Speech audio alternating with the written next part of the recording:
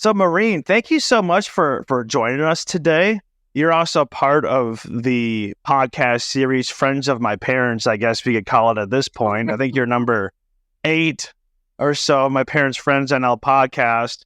My mom was talking about you, quite interesting. You've basically have lived outside of the United States for the last 13 years, and you sold all of your possessions, got rid of your investments, sold your house. So you're basically a true nomad. Talk about how you just decided that you're going to sell everything and leave the U.S. And you've done this for over a decade now. So it's not like this has been something that you haven't stuck with. 13 years is quite an impressive amount of time. Well, it actually, interestingly, it was not an overnight decision. When people ask me, when did you decide this or how did you decide to do this? It happened in stages, and I think that's fairly common. At one point, I needed to evacuate my home in San Diego for fires. And so I needed to walk around. I had 20 minutes to decide what's important to take. That was the first message to me that there isn't a lot. There's not a lot that I have to take. And then when I downsized my home, my children grew up, they have their own lives. I downsized my home. I got rid of lots more then. When I retired, I thought, I really don't need or want any of this. I want to explore the world. So that was the final stage. So I went to an island and had all of my possessions liquidated. I think the hardest thing was to sell my little red sports car. That was...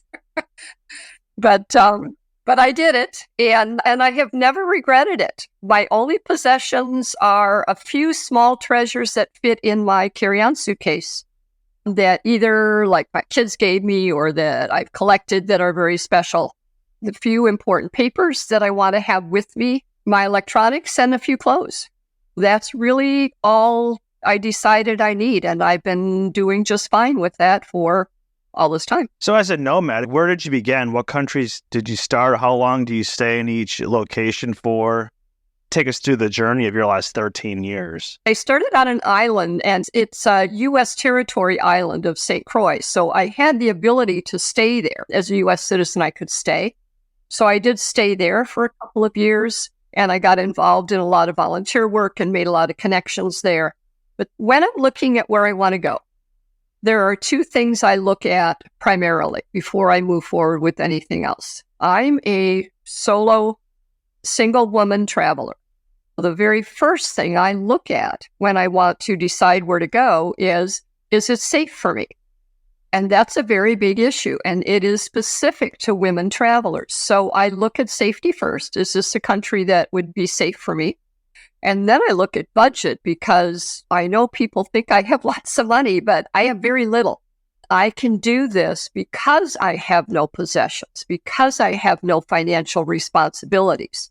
So I look at safety, and I look at budget, and then I look at climate and location.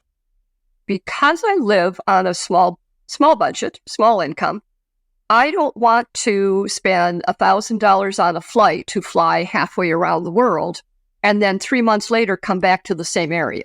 So budget is an issue, cost of living. And I have priorities in my life. I want to be in a place that is warm, first of all. I'm not a winter person. So I look for places that will be warm. I look for places that will have activities going on. I'm a social person and I'm a dancer. I look for places where I can dance, where I can connect with people. All of those are considerations when I think about where do I want to go. So from the first island, then I went to Panama, and I spent some time in Panama for a while. That worked really well for me. And then we all kind of evolve. We all change our interests. We all change our perceptions of things. So it was time to move on. Once I left Panama, my planning became no longer than 3 months in one place. And that is because as a U.S. citizen, most countries will allow me a 3-month visitor visa, and then I'm out. So my nomadic life became much more frequent. At least every 3 months, I needed to be in a new place. So that certainly affected, logistically, that affected my planning. And when you're traveling in Europe, which is a very common area for people to want to travel to, when you travel in Europe, as a visitor, you can stay for 90 days in what's called the Schengen zone, which is a collection of countries. After that 90 days, you need to leave that whole collection of countries for 90 days. So you have to be in and out as a traveler. That is a logistical piece that also comes into my planning. So there are lots of things that go into it, but those are kind of the primary things. So you just decided to do this on a solo trip, or was this something that you and your significant other did want to do together? How did you make that decision after talking with your kids and then deciding, like, I'm going to go to St. Croix? Well, by the time I retired early, but by the time I retired, which is when I started traveling, I no longer had the significant other, and I had the two children, but they were both now grown, one out of college, one entering college. This kind of was a perfect time in my life to have the total freedom to just decide where I wanted to go, how long I wanted to stay. So that was a factor when I became the nomad traveler. I didn't really need to, my plans could all be based on what I want to do, which certainly made it easier. Yeah, it does make it easier. So when I was talking to my parents, it seemed like you used to, at some points, did you ever house sit for people or dog sit? Because you're meant, like you were saying, you have a kind of a smaller budget. And when you're constantly moving around, you're constantly spending money. So like, what are some of the tricks that you use to actually afford this lifestyle and make it a little bit more budget friendly? Yeah. Well, first of all, I don't do the house sitting that I know so many people do. For me, it's a sense of responsibility that at this point in my life, I'd prefer not to have. So if I can do it without house sitting, that's my preference. So that has not really been as big a consideration for me.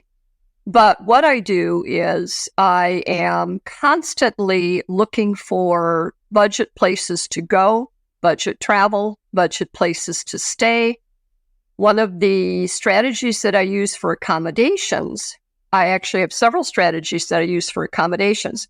Most often, travelers will look at sites like Airbnb, Booking.com, the common sites for booking accommodation. Sometimes that works well, depending on where I go. Sometimes that does not work so well. So I have done things a little more creatively oftentimes. Sometimes when I'm looking for my next new place to live, I will contact property managers in that area and let them know that I need a place for 3 months. Do they have any owners who would like to rent for that 3 months? Or do they know anyone? When I went to Grenada Island, that worked really well. Friend of this property manager had a fabulous little 2-bedroom house overlooking the bay for $400 a month. So it was amazing. When I went to Ireland, all the housing was way higher than what I could afford. So I put an ad in their local newspaper. I wanted to live in Galway for 3 months. So I put an ad in their local newspaper and made it very concise, saying I am a single, non-smoking female nomad looking for furnished housing for 3 months. I will treat your home like my own because it will be. And I had an almost immediate response from a woman who said, oh my God, I just renovated my beautiful townhome in Galway. And now my job got transferred for the next 4 months to Dublin, and I don't want to rent to a bunch of students. Galway is a university town who will not take care of it. So I got a really great price renting from her. I'll do creative things like that oftentimes if the typical sites are out of my reach. And you're in Turkey right now, so did you do any creative planning for Turkey? What was the reason you selected Turkey right now? Well, Turkey became part of my route because I mentioned earlier that I'm a dancer. And in May of this past year, I attended a 1-week dance event in Portugal. And then at the same time, I signed up for another dance event, similar dance event in Cyprus, taking place in Cyprus, the end of October.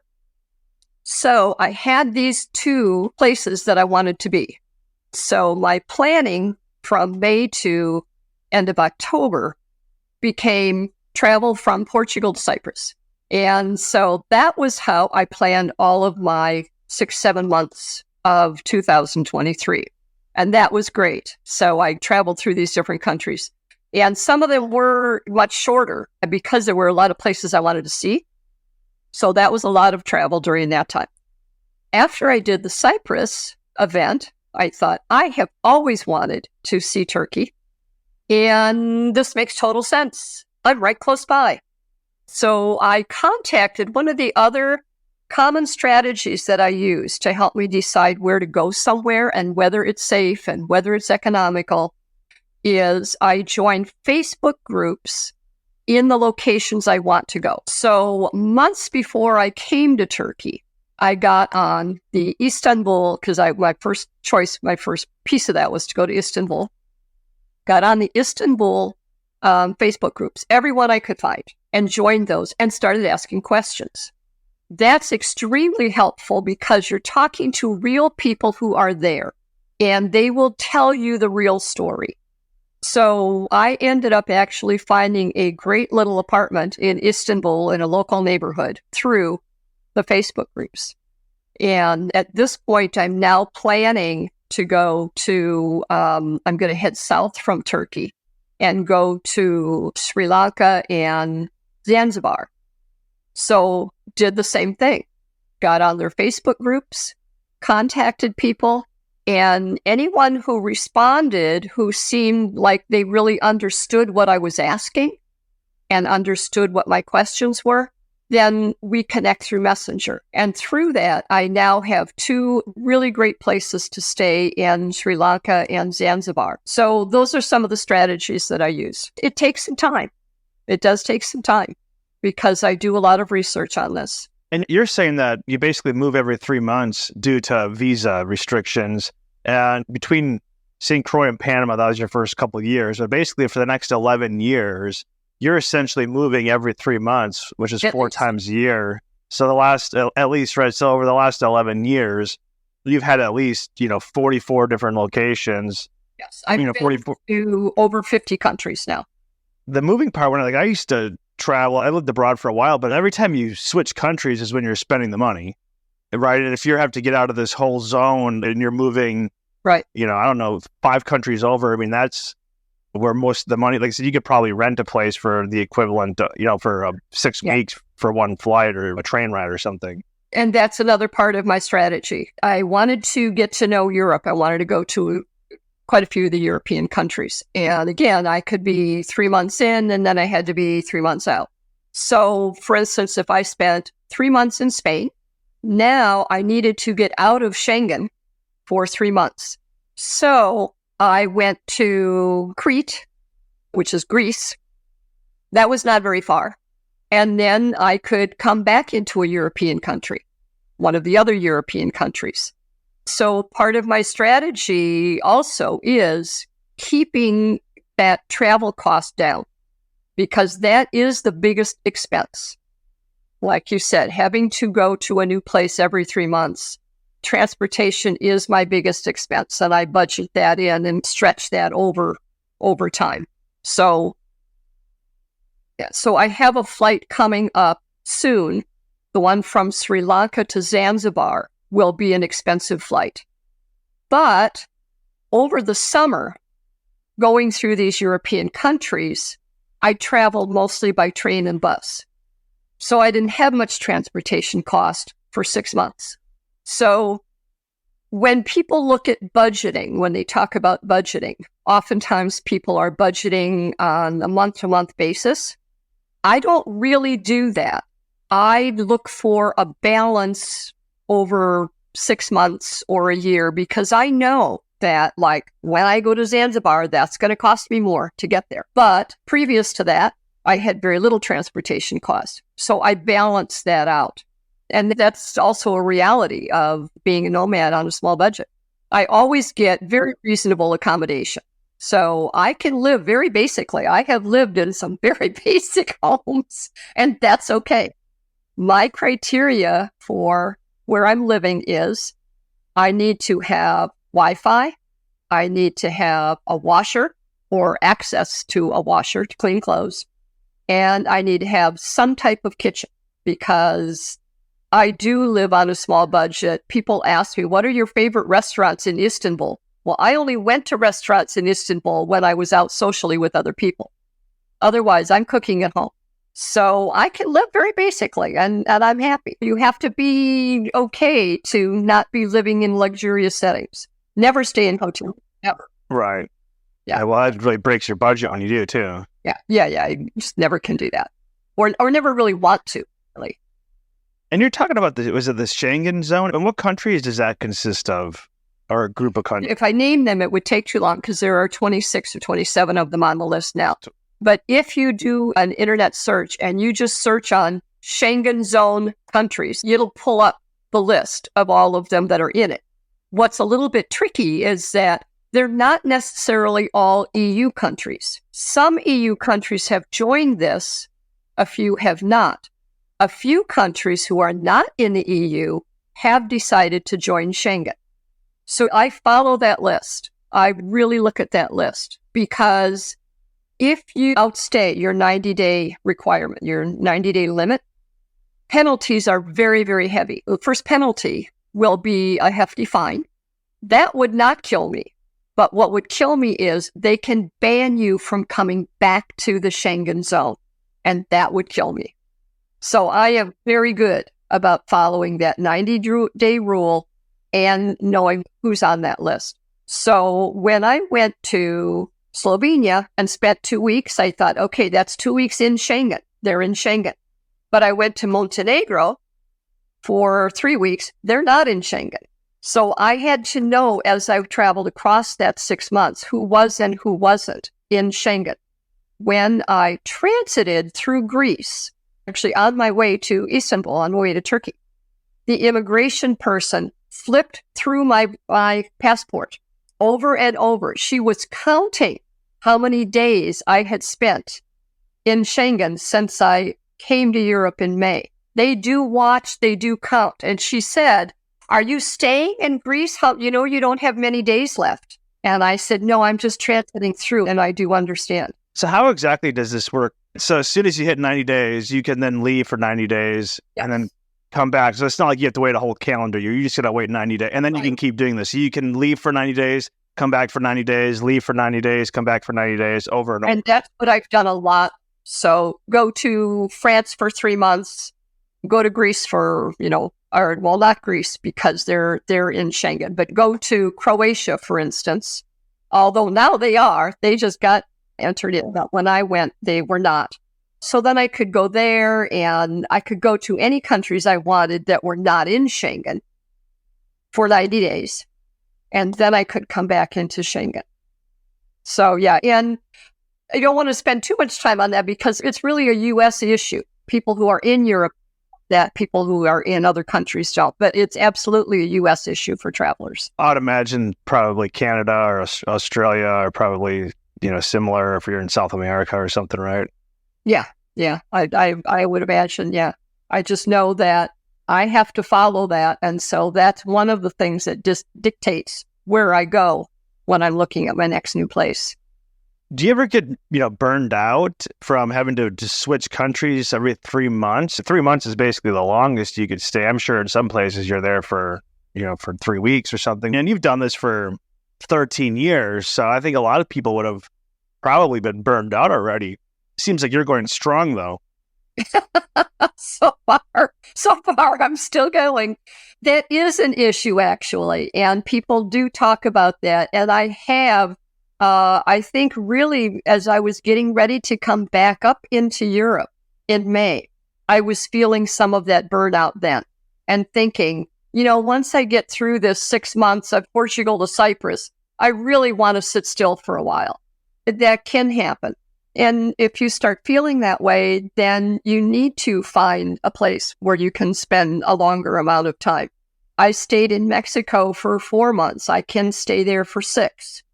UK allows us to stay for 6. I'm going to Mauritius later this year, and I can extend to 6 months there. But yeah, it can be a factor, especially if there are lots of challenges. If things are falling apart a lot, then it definitely can cause some burnout. You said you're retired. Do you plan on doing this for another 10, 20 years, or do you have a timeline on as long as you can? Yeah, because you have a lot more complexities than if you just set up shop like my parents in Panama or someone in Florida or something like that. And every 3 months you're on the like you said, you're planning your next move probably as soon as you get to a place. You're already scoping out the next place, or even before, right?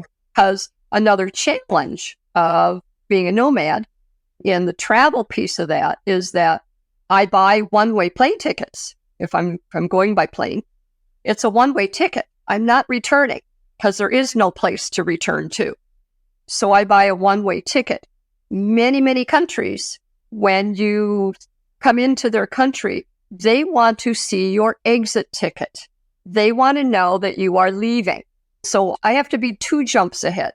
I have to know where I'm going next and where I'm going after that in case they ask for that exit ticket. And so I do plan enough ahead to be able to do that. I was in New Zealand, and the only reason I had a return ticket is because I found some return ticket for like $30, and I just bought it because I didn't actually plan on using it, but I was like, it's $30. But when I was in the hostel, like I biked and hiked across New Zealand. But when I was in the hostel talking to people, and so many of the people in the hostel were like, man, I had to buy a $400 plane ticket. They made me buy one right at the airport, and they just ended up buying some last minute thing, paying a bunch of money. They're like, what did you do? I was like, I knew that, so I just bought a cheap one for $30 that I didn't plan on using. That's just to go anywhere, just get out. Yeah. Yeah, there actually are a couple of companies, online companies, that are a resource for people that allow you to buy a plane ticket, a legitimate plane ticket, and then 24 hours later cancel it for free. And so that has been a resource. I've never used it, but I know that's a resource as well. I've used that before. Okay. I say I've used it a few times. Yeah, I think I ended up paying you pay for like a service fee, but it's right, it's some small amount. Right. When I went to New Zealand, I had spent 3 months in Australia, and then I was going on down to New Zealand. And I had an exit ticket for New Zealand, but when I checked in at the airport in Australia to fly there, they asked for it, and I had neglected to print it out. I'm usually really well organized, and that's another factor. If you're going to live a nomad life, you do need to have some pretty good organizational skills. For some reason, I forgot to print it out. And I couldn't find it on my phone. I said, wait a minute, just hang on. I'll find it in my email. I couldn't find it. So the airline agent is standing there with my passport in her hand saying, step out of line, and when you can show me an exit ticket, I will check you in. And she held my passport. I was like, oh, wow. This was not a good feeling.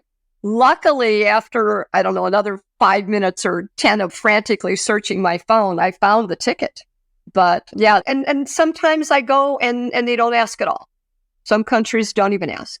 I think it's like Ryanair in Europe, where if you don't have the actual plane ticket printed out, if you just use your cell phone, they don't accept, at least when I was there, they won't accept it. Or if they do, they charge you like $150 electronic processing fee. Or like when I was in Indonesia, I've been to Indonesia like 3 times, but I know a lot of people when they leave Indonesia, they spend all their money, so they don't have any cash on them. And then they charge you, I forget the amount, but I think it was the equivalent of like a $50 exit fee, but you have to use the local currency, and people don't, and they charge you. Costa Rica also has an exit, but depending on the airline, it might be built into the price. But Indonesia, at least when I was there, it was not. And then they have all these ATM machines out there, so you have to go to an ATM. And then, of course, there's like a $20 ATM processing fee. And then, of course, you have, so it's like $70 to leave. But I would talk to people. I was in Thailand before, so I knew people were like, oh, you're going to Bali, like make sure you have cash when you leave. But people's whole budget, like you go to New Zealand, don't have an exit ticket, spend $400, and you go to Bali, have this exit fee. Like people's budget is like, I knew so many people that would be like, they would blow $700, $800. It's like chess. So you can't be one move ahead of your opponent. You got to be like 3 moves ahead or 4 moves ahead. Exactly.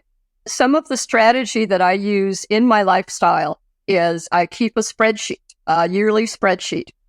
And that spreadsheet, or it's a Word document or whatever, I'm not calculating anything, but essentially spreadsheet format. I keep track on there of, first column is the dates, where I want to be, how I'm going to get there, where I'm going to stay, and then any other notes that are relevant. As I start to plan my year, which I'm doing right now for 2024, as I start to plan that, all of those things that are not completed, that are ideas, that are possibilities, are in red ink. So they're typed in red. And then as I start to put it together, then I can change them to black. And so I check that every single day to see, what have I not done yet for my next place? Did I buy that ticket? Have I taken care of that accommodation? Is that refundable in case this falls apart? There are so many moving parts to doing this that you do need to have some type of organization, or you'd go crazy. Because, as you said, I am sitting here in beautiful Antalya, Turkey, thoroughly enjoying it, but spending part of each day planning for my next segments, my next homes. There's a lot of time spent in researching, planning, making connections, all of that. What's the difference between, say, a nomad and a backpacker? Oh, it's so funny that you would ask me that, because I was just traveling recently. One of the things that I love about my lifestyle now, since I've been doing it a while, is that I've met people from all over the world, and now I'm starting to like reconnect with some of them in different places, which is so much fun. So anyway, I reconnected with a friend just a few months ago who is now also a nomad. She has sold her property and is just kind of going around the world. But I think of her more as a backpacker than a nomad, because she travels with just a few bits of clothes, a backpack, and she goes from place to place with very little planning. Maybe I'll stay here a week. Maybe then I'll go on to somewhere else for 3 weeks, and doesn't really get involved in the area that she's living. But she's having a fabulous time, and she's doing some incredible discoveries. It's very cool. But that to me is backpacking. The difference to me is, with nomading, I do stay in a place long enough to get to know that place. So my point in traveling, just for me personally, is to learn about other cultures. I can't do that by going somewhere for a week and saying, okay, I think I'll go over here now, or I'm going to check that out now. I want to learn about a place. That's why I want to stay for 3 months, and longer if I'm allowed, but it's typically 3 months. So during that time, I get an apartment. I don't stay in hotels or even hostels. I get an inexpensive apartment in a local community, and I have local neighbors around me. I stay long enough to get to know them. I find volunteer opportunities. That's a big thing for me, because that connects me to the community. I find volunteer jobs to do. I find the dance groups that I can get involved with. So to me, there's a difference between living on a place and living in a place. I heard that phrase probably 8 years ago, and it really stuck with me. If you are traveling to really learn about the world and learn about cultures, which is what my priority is, you need to live in a place, not on it. You need to stay long enough to become a local, or as much as you're able to become a local and be part of that community. So to me, that's kind of the difference. How long does it take to become a local? Depends on where I go. Some places are more open than others.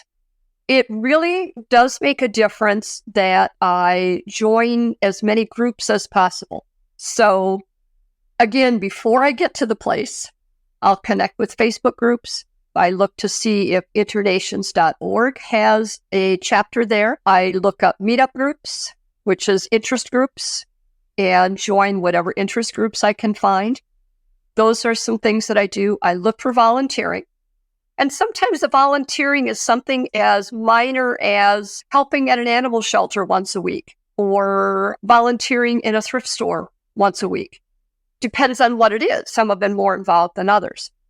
Those things will get you connected to a community very quickly. You said you're on this budget, but you're retired. Is it more your Social Security then? Or have you planned for this in terms of like every year you set aside a certain amount of money, or is this Social Security, 401k? I was out of the country for about 5 years at one point, and people had always thought I was a trust funder. They always just thought like my parents were paying for it. I was like, oh no, like, Yeah. One of the most common questions I've gotten from people is, wow, how do you have so much money that you can travel all the world? And I think, I have less money than anybody I know. I don't know anyone who lives on much smaller income than I have. But the two incomes, my small pension and my Social Security, are steady. Those will always be there. Those are what I know I can count on, and I try to keep my budget within those, which is why I travel by buses and trains. I stay in very basic accommodations. I also have a backup plan. I did plan towards my retirement, and I have an IRA that I can draw from when I need to. But my goal is not to need to draw from that. And since we're talking a little bit about budget, you've lived in over 50 countries, Maureen. So what was the cheapest one, or some of the, doesn't have to be the cheapest one per se, but some of the cheapest that you'd say, maybe like your top 5, so to speak? Because I think usually like nothing to me is like that cheap compared to another country, but there's some that are certainly cheaper than others. Yeah, definitely. One of the cheapest places I lived was on Bali. And there again, not in the tourist area in a hotel. That's not going to be cheap. That won't happen. But living outside of that in a little local place, that was very inexpensive there. Let's see, where else was it inexpensive? Croatia and Albania were both very inexpensive. They are not as much now because they've both kind of been discovered more since I was there 7 years ago. But those were both very inexpensive and beautiful, beautiful places. I had in Croatia lived again in the suburbs of Split. So when I was looking for accommodation, I was looking for an apartment. I was going to stay there for a period of time. So I looked for an apartment that was not in the city center because that's going to be outside my budget, but in a suburb on a bus line. So when I look for accommodation, I'll ask questions like that. Is it close to the bus or the tram or whatever, the train station? Is there a grocery store around the corner so I can, do all of that kind of thing? But yeah, Croatia and Albania were inexpensive. I spent 4 months in Mexico, in Merida, which was wonderful. And there again, I stayed in a suburb of the city and could hop on the bus and get into the city center in 15 minutes. So those are all pretty inexpensive. And what would you say the budget was for those for, say, a month there? Like, you're talking like $1,000 a month? Okay, for instance, in Mexico, in Merida, I had a 3-bedroom house that I rented outside of the city for $400 a month. Food was very inexpensive there. I cooked, I had a kitchen, so most of the time I cooked. I could take the bus everywhere, which was very cheap. And I could even take Uber there for, very cheap. In Bali, I think I had a little place there for $350 a month. And that was a small place with a kitchen. On Grenada Island, I had the 2-bedroom house for $400 a month. So I really look to keep that cost down as much as possible. Ideally, I keep my total budget, monthly budget, within about $1,000. And that's housing and food and entertainment and everything. So it's a challenge. Your monthly budget is $1,000, but then you're talking about earlier how you try to balance it. So say, do you have like 1 month you spend maybe $600, and then the next month, Exactly. You might spend 15, 16, the next month you drop it back down to 8 or 9, right? Is that basically Exactly. Yeah. And that's why I just balance, I balance it out over time. And I budget a certain amount each month kind of for transportation.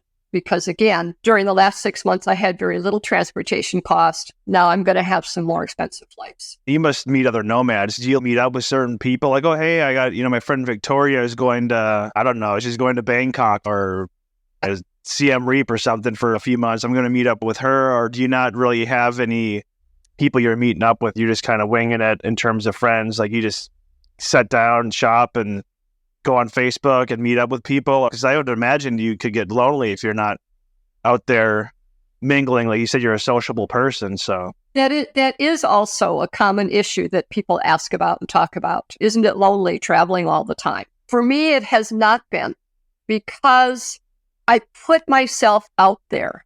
When you are in this kind of a lifestyle, you need to make the effort. You need to make those connections. And that's why I join all the different social groups. I follow the dance groups around. I have a big dance community now that, some of the same people who were at the Portugal dance event were at the Cyprus dance event. So I have a big community that I've developed of dance people.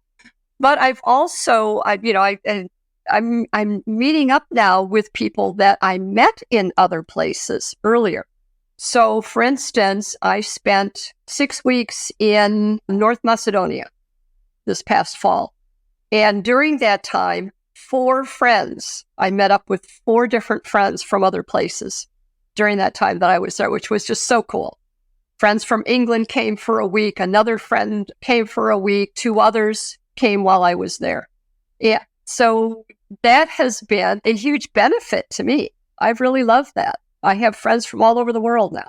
Do you speak any other languages? Do you ever have a language barrier when you're moving around? And how does that factor into your decision on locations to choose? Well, first of all, it doesn't factor in at all.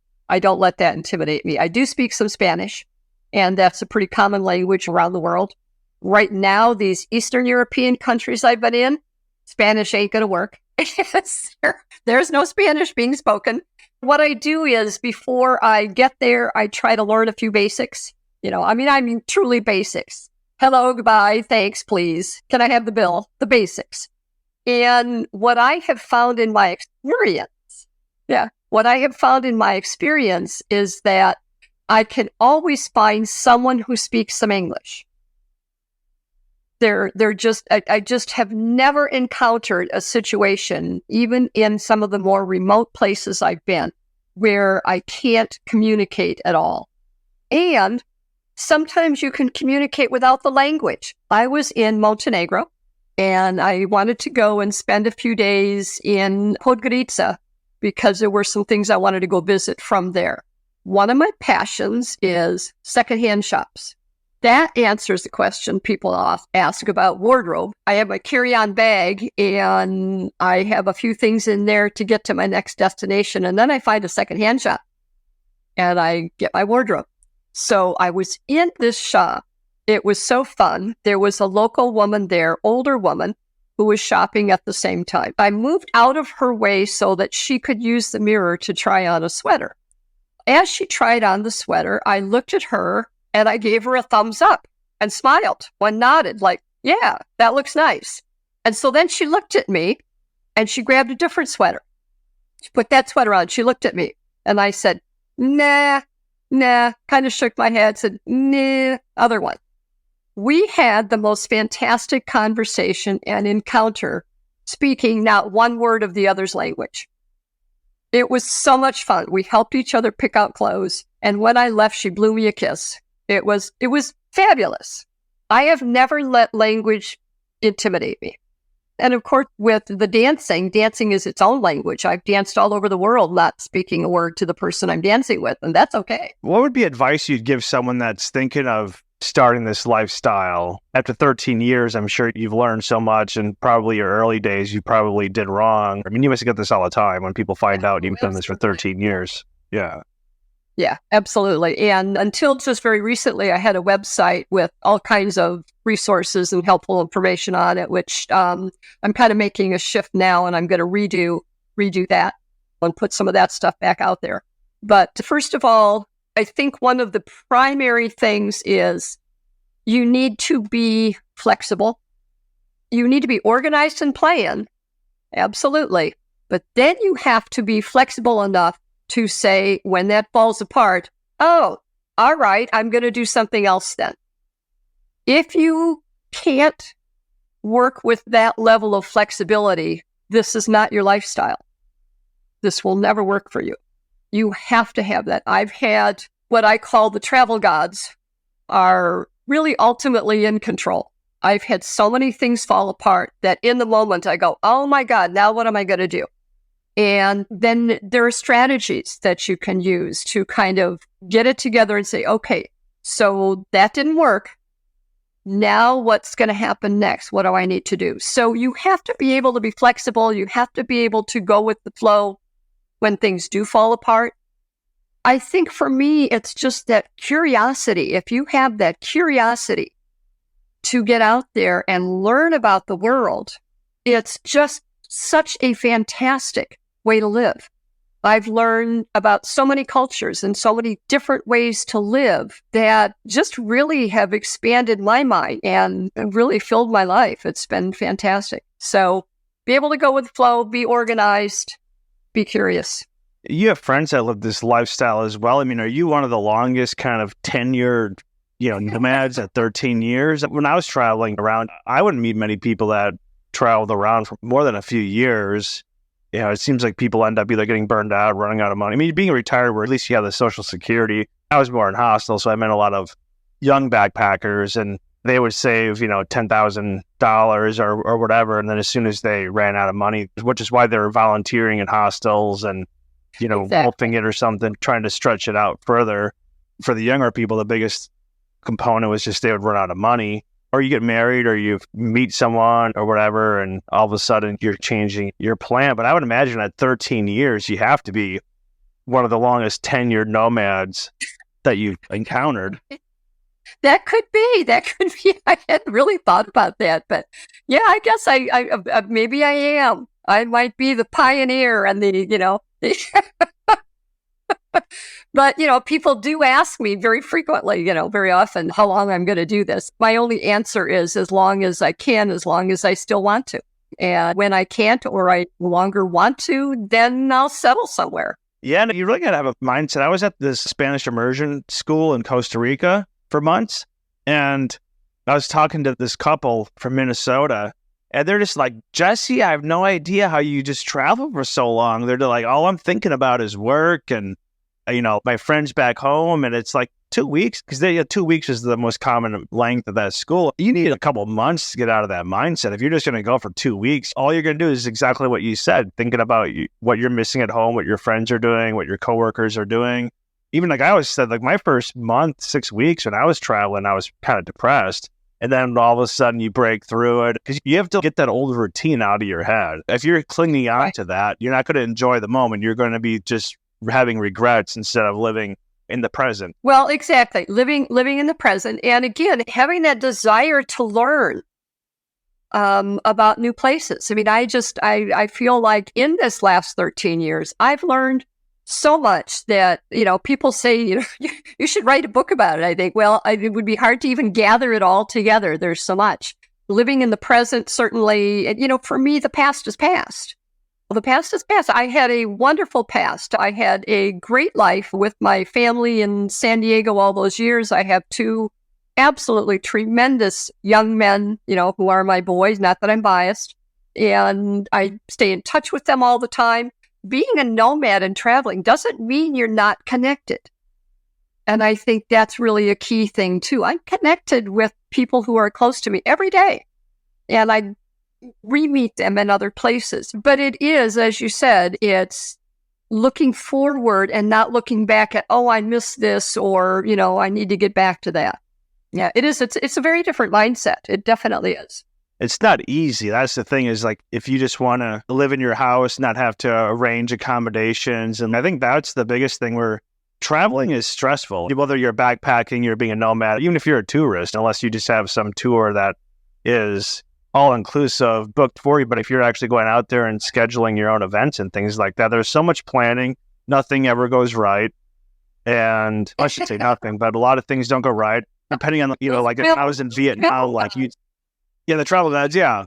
Like in Vietnam and other places, they'll just like, you'll go, like, you'll see this building and it has like this travel company full staff. And then you go back the next day to get the tour and the whole thing's gone, right? Like they just emptied out. They set up shop for a day, or I've been locked in taxi cabs trying to get extorted. I think it's just like when you break up with an ex or something, you remember the positive things. You don't necessarily dwell on the negatives. Then you get back together and you're like, oh yeah, that's the reason we broke up. Like she's a raging alcoholic or whatever the reason is. Now I remember.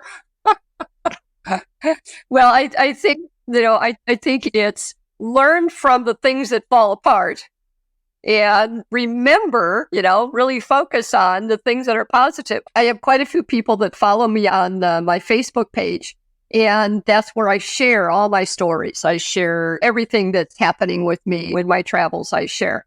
And most of it is very positive, but I do sometimes share when things fall apart, when what that feels like, because that is a reality. It is a reality. And then I can stress that, it really all turned out okay because this is what I did next, or this is how someone helped me out. So those kinds of things are certainly a reality. But those kinds of things fall apart whether you travel or not.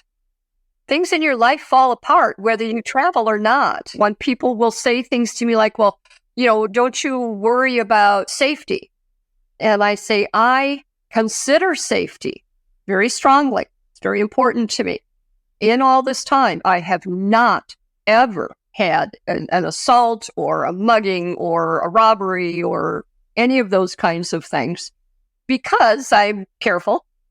But it could happen just like it could happen on your home street, in your hometown. And so to me, there's really no connection between traveling and having something fall apart or something happen to you, because it can happen to you at home as well. And you're going to use the same strategies to deal with it regardless. I think when people are so focused on, you're another common thing that I hear all the time. Oh, you're so brave going off on your own. No, I'm not. No, I'm not. It has nothing to do with bravery. It has to do with I have planned as carefully as I can. I've set things up as carefully as I can. And if something falls apart, I'll step back and go, oh, okay, what now? And I'll find someone to help me. That's going to be the same whether you are traveling or at home. What are some of the highlights or your favorite countries, coolest places, things that you would highly recommend? Well, let's see. I loved living in Ireland. Ireland was such an amazing place. It's beautiful. Part of it was the beauty. Part of it was the people. People in Ireland are just so warm and fun. If you stand on a street corner waiting for a stoplight in a city in Ireland, whoever is standing there next to you at that stoplight is going to start up a conversation like they've known you forever. So I thoroughly enjoyed Ireland. I loved Bali, which I did not really expect. I went to Bali because I had been in Australia and New Zealand and was going to head back up towards Europe. And I thought, well, I should stop in Bali to say I've been to Bali. But I ended up absolutely loving Bali. Again, because of the people, because of the culture. Very, very peaceful, content, warm culture. For me, I guess if I'm looking at highlights, I always kind of go to what are the people like there? And those are the places that become my favorites. I went to Iceland. That was very cool. And I was in Iceland for summer solstice. So that was quite an experience because, of course, it never gets dark. It's midnight. I'm walking around and it's still light out. That was a very cool experience. And of course, going to the hot springs in Iceland and the waterfalls and all of that, I would highly recommend getting to see Iceland. There are a number of European countries that are just stunning, really, really wonderful to be in. One city that I really enjoyed was Ljubljana, Slovenia. I thought Slovenia was a very beautiful, beautiful place. And again, it had this kind of nice feel about it. Oh, I don't know. I mean, that could be a whole other podcast. Yeah. I worked in Denali National Park for a season, and I saw the summer solstice in Denali, and it was super cool. It's basically like a sunrise and a sunset, not quite simultaneously, but not far off. I thought it was... Yeah. It's a whole... The sky is completely different than what you've ever seen before. It's pretty amazing. Yeah. And have you ever been to a place where you're like, oh, I'm going to be here for 3 months, and then you were there for a few weeks or something, and then you just changed your mind, like, no, this place is just not for me? Or have you never been to a place where you were like, no, I can't be here? I have been to a few places where I realized halfway through that, I don't really need to stay here another 6 weeks.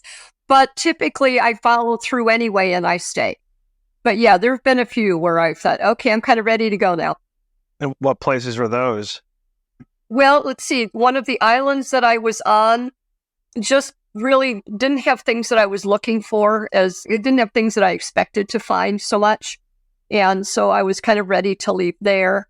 But, there again, I think is one of the differences between being a backpacker and my lifestyle. Because a backpacker would say, well, okay, I don't really see anything else here I want to see, so I'm going to go now. Whereas I'm more like, well, I committed to this. I'm going to give this a shot. I want to learn what I can here. And so even though the last, 6 weeks wasn't intriguing, I got things from it. And in one case, I had connected with my landlady, and she took me to places that I wouldn't have seen otherwise. And I had a nice connection with her. So I thought, stay with it. And so, yeah, I tend to stay. I mean, accommodations I might leave. I definitely have had to leave a few accommodations, but not country or. When people find out about your lifestyle, what are some of the most common questions or reactions you get when people find out you've been living in these 50 countries for the last 13 years? First of all, they go, wow, really? It's a very uncommon thing to do unless you're connected with other nomads. It's certainly not a common lifestyle. So one of the first things people say, because I'm a single woman traveling alone, they'll say, oh, you're so brave. And I've already talked about that it's really more about having strategies. It's not about bravery. But I do hear that a lot. I hear, must be nice to have all that, which, we kind of talked about. But, people also say, well, don't you get lonely? That's another common one. How do you decide where to go? And there again, it's planning my route, planning where I want to go next based on what's practical. One of the things that people will say oftentimes is, well, I like my routines. I don't want to keep going from place to place. I like my routines. I like being at home with my routines. And my response to that is, I have my routines. I like routines also. I love to do them in different places, but I like my routines. I get up in the morning, and no matter where I am, I make that first cup of coffee, and no one better talk to me until I've had that cup of coffee. If I'm traveling with someone or I'm traveling alone, that's how I start my day, is that cup of coffee, and read. That's what I read. So I have my coffee and I read, and then I get into my day. That's one of my routines. I have that same routine no matter where I am. And also, everywhere that I go, I make it my home. As people say, oh, I have to have a home. And I do have a home. Everywhere that I go is my home. Right now, Antalya, Turkey is my home. I have a nice apartment here with windows now. And I bring in my little carry-on suitcase. I have those little treasures. So when I get to my new home, and which is right now Antalya, I put those little treasures out. I put my pictures up. I put all of my stuff up, and within a day or two, I'm home. I got my coffee cup. I got all my little treasures up, and I'm home. To me, that's what home is. It's kind of having those things around you that make you comfortable and having those routines. I have those routines. I just have them in a new place every few months. So I think it's, again, it's kind of a different mindset. Do you ever plan on going back to the U.S. at some point? Well, I don't know if I'll stay a nomad forever. I may burn out on it, or I may get to a place and say, oh man, this is it. this is where I want to stay. And that could happen. I don't really have a specific plan to go back to the U.S. I have a son who lives in the U.S. I have some family and I have some friends in the U.S. and I keep in touch with them. I was in the U.S. 2 years ago for my son's wedding, and that's the last time I was in the U.S. And I've seen him since in other places, but I don't really have a direct plan to go back to the States. I think it's more likely for me that I will find a place, a country somewhere else in the world that really pulls at me. And if I decide that I can't do this anymore or I don't want to do this anymore, I think that's more likely going to happen. I'll find a place that will draw me. Do you feel like you're able to stretch your Social Security out further in these places you're traveling versus if you're living in the U.S.? You're saying San Diego, which is not exactly cheap. I mean, California, but do you... I lived in San Diego. I could never have retired in San Diego. No way could I have retired in San Diego. No, couldn't have ever done it. And again, part of the reason I can do this lifestyle where I travel all over the world is because I don't have any possessions. I don't have any financial commitments. I don't have a mortgage. I don't pay utilities. I don't pay Wi-Fi. I don't pay insurances other than a travel medical insurance. I don't pay a car payment or car insurance. I have no financial overhead. So my only overhead is whatever I pay for accommodation, which includes everything, and travel. So really, it doesn't cost me much to have this lifestyle, but it's a trade-off. I've traded off things for memories, and I have so many memories now. I am one of the richest people ever in the world because I have so many memories and people in my life now. Much more than when I had a house and a car in San Diego. Yeah, experiences over possessions. Mm-hmm. Yeah. And what do you do for doctor visits and things like that? Well, so far I have been ridiculously healthy and I never need to go see a doctor. But one of the challenges too, and in fact, I was going to bring that up. One of the challenges is because I go from place to place every few months, I don't have a regular doctor. I don't have a regular dentist. I don't have a regular optician. I don't have a regular hair salon. So that changes a lot. So there again, it's back to you have to be flexible enough to be able to go with that and make those changes and not have that stability. You have to be okay with not having that stability. I have friends who've gone to the same hair salon for 20 years. I don't go to the same hair salon more than twice. If I get my hair cut when I get there, just before I leave, I've got the same one twice. In fact, I just got my hair cut yesterday, just down the street, and I hold my breath and hope it's going to be okay. Sometimes it is, and sometimes not so much. But if not so much, I go buy a hat. It's okay. So I do have a travel medical insurance so that if anything did happen to me, of course, you need to have coverage. And some of the countries I go to require that. Some of them will check and you can't go there without it. So those kinds of things I do have. And I do on a regular basis, wherever I am, I'll get my teeth cleaned. I'll get my eyes checked, all of those kinds of things. So yeah, again, routines on the go. Routines on the go. I like that. So Maureen, we spent over an hour with you today. So I just want to say thank you so much for spending time out of your schedule today in Turkey. And let's just wrap this up with some type of concluding parting thought. Well, I think the most interesting thing to me is that travel, even if you don't travel as a nomad, go and travel. Even if you come back to a base, you travel for a while and come back to a base. Travel is such an incredible experience in opening your mind, in teaching you about things beyond yourself, that it's just the best thing I think that anyone can do for themselves. And if you have this insatiable curiosity like I do, and I guess short attention span because in 3 months I'm ready to go, to learn and really see what else the world has to offer. It's just the best ever. It's the best thing you could ever do. And I have loved it so much, and I continue to for I don't know how long yet, but. And by travel, you're not talking about getting an all-inclusive resort in Cancun or Jamaica or going on a cruise ship, are you? Oh, no, that's vacation. That's vacation. No. That's a whole different thing. Oh, we didn't hit on that. Travel is not vacation. No, there's a lot of people that think travel and vacation are the same, and they're not. No. In fact, very often when I'm in a place and I'm walking down the street, I stop in a store or I, socially or whatever. And the local people say, "Oh, are you enjoying your holiday?" And I look at them and smile and say, "Oh, I'm not on holiday. I live here."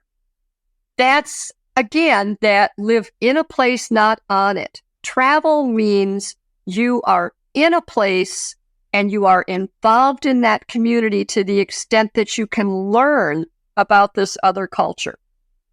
Travel is not taking a cruise and doing a port call each day for 8 hours and taking a tour somewhere. That's not travel. That's vacation. And all-inclusive resorts are vacation, and they're wonderful, but they're not travel.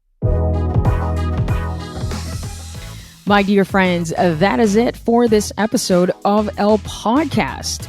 Once again, if you're not yet subscribed, please subscribe on YouTube as well as Rumble.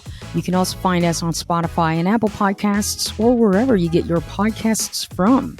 We thank you all from the bottom of our hearts for watching and listening, and we will see you on the next episode.